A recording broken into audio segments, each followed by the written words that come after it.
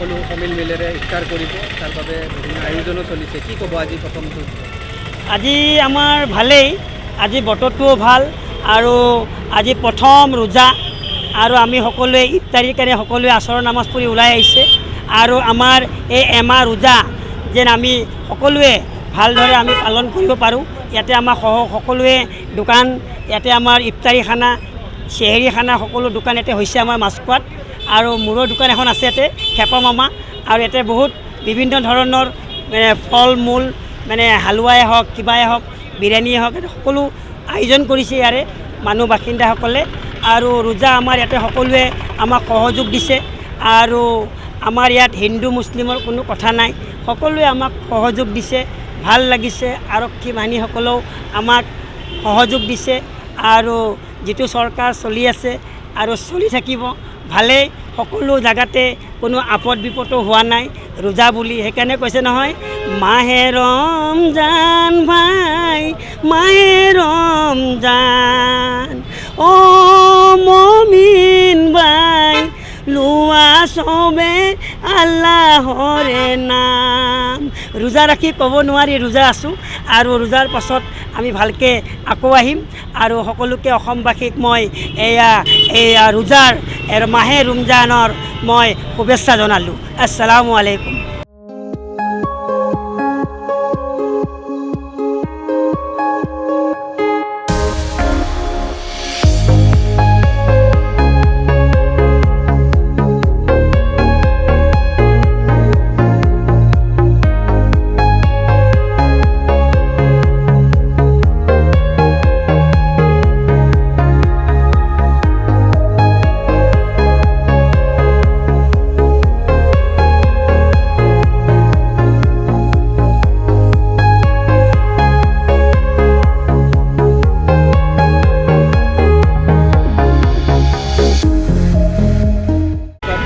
পালন কৰা হ'ব আৰু এই এমাহ সকলোৰে মাজতে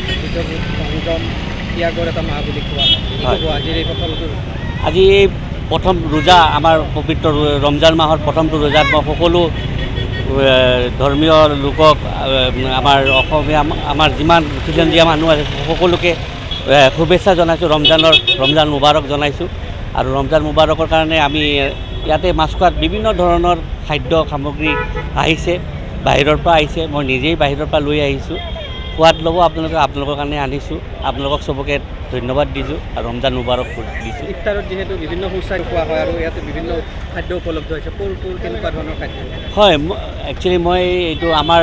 লাজবাব টেষ্ট অফ নৱাব যোৱা বছৰ আমি প্ৰথম আৰম্ভণি কৰিছিলোঁ খুব ৰেছপন্স ভাল পাইছিলোঁ এইবাৰো সেনেকুৱা ভাল ৰেছপন্স পাইছোঁ বিভিন্ন ধৰণৰ মানুহ আহিছে আৰু আমি বাহিৰৰ পৰা আনিছোঁ আমি